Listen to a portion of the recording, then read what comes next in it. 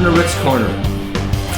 I need to address a subject that I get so many questions on that I figured I might as well put it out there on my show and talk about it so everybody can see it.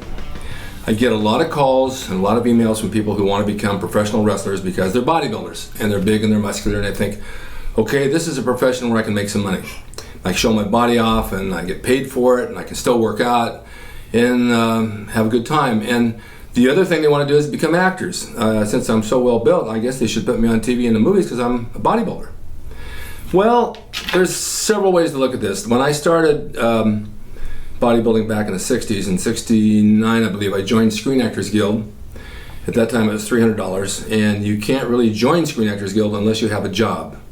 And you can't get a job unless you're a member of Screen Actors Guild. So you have to get a letter from a producer who says he's going to use you. Well, I had done a heavy Chevy commercial with Arnold, Chuck Faust, and a few of the guys. We got $1,000 for it, which allowed me to get a membership in the guild because my next job was on the FBI series as a gangster. So the producer, Quinn Martin, wrote me a letter saying, we need Rick on the show, there's nobody like him, and I got into the guild. Okay, being in the guild is a plus because if you're going to go out to become an actor and you're going to go on auditions, they want you to be a member of SAG, which is a union. If you're not a member of SAG, then you do non-union shows, and non-union shows don't pay much money. It's very little, if anything.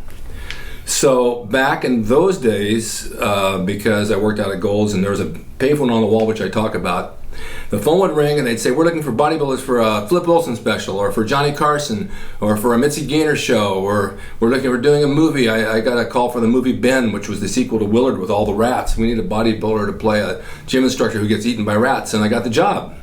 And I got most of the jobs that came through there, which a lot of us did. We were very fortunate because there was very few bodybuilders in those days, and so about 12 or 13 of us, 14 or so, would go out on auditions, and some of us would get booked and some wouldn't, just depending on what the look they wanted. But we were unique, and they had their place for us. However, those jobs for bodybuilders were limited. You're a big dumb guy that stands by a door and checks IDs, or you're part of, maybe a mob of bad guys, but you don't really do anything. Or you're posing for somebody acting like a moron who's got a big body and no brains.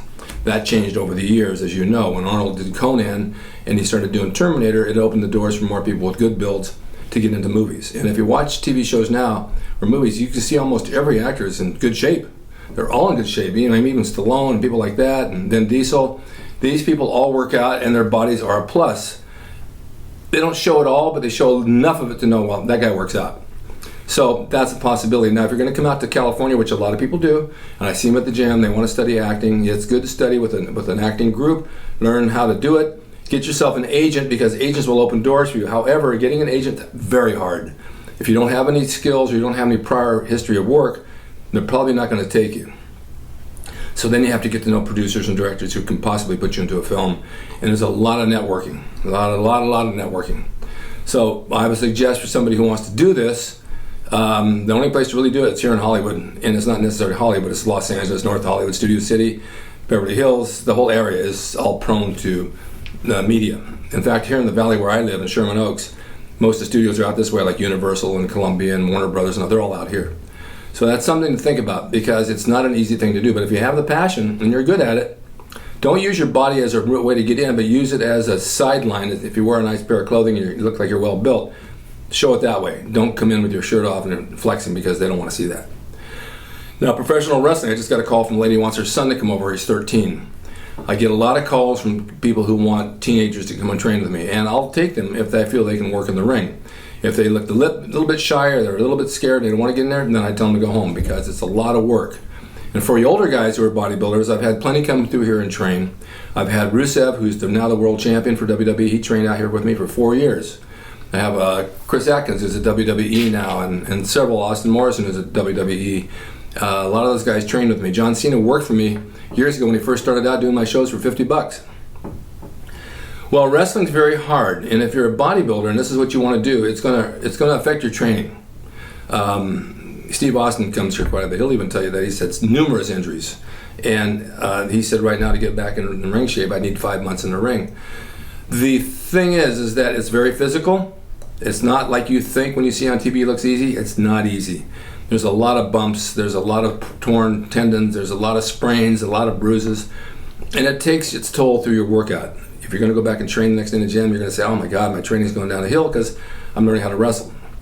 But if it's something you really have the passion to do and you feel you have the look, then it's worth a try. Nowadays, I would say in order to become a wrestler, you've got to be well over 6'2", at least 240 pounds, muscular, and have ability to be able to talk on a microphone and not be afraid to speak up, because they look for the whole thing. You need charisma, and that charisma is something you're born with. You can't acquire it. No one can teach you how to have charisma. You either got it or you don't. So don't fool yourself when you say, I want to be a wrestler, and these people call me and say, I already have my entry music, I already know my finishing move. Well, what about learning how to wrestle? It's not about jumping around the ring and doing high spots. It's about learning how to work the audience, learning how to sell to the audience, developing your character, know when to do what to do when the time comes with an audience so they can begin to love you or hate you.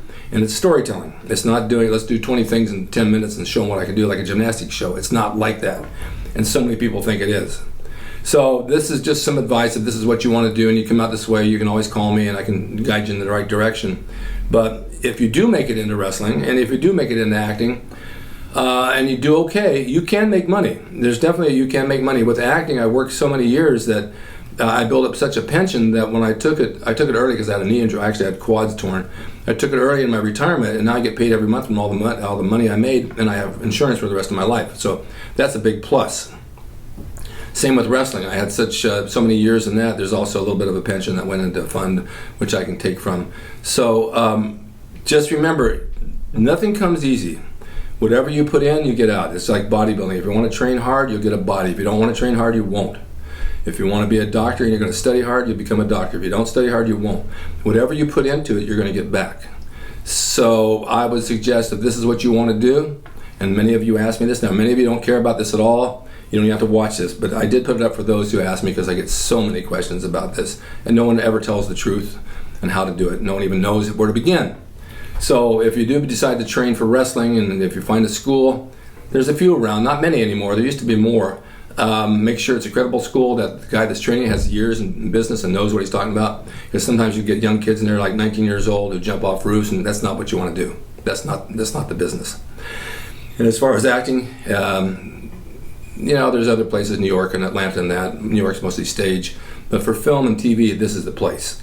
And if you find a good acting school, and they do showcases and they do plays and all that stuff, I know it sounds like it's a lot, but this is what's going to put you on the map. And you have to have the look. Whatever look it is. It doesn't mean you have to be beautiful and handsome. There's a lot of people who aren't beautiful and handsome that do a lot of good movie work. They make a lot of money, do a lot of work. So I'm just giving you how it goes, and I hope you use it. And if you come out this way and you need help, let me know, and I'll try to give you good advice. And thank you again for watching Rick's Corner. I have Doug Berganoli coming on again this week, and we're going to have some good fun talking about stuff.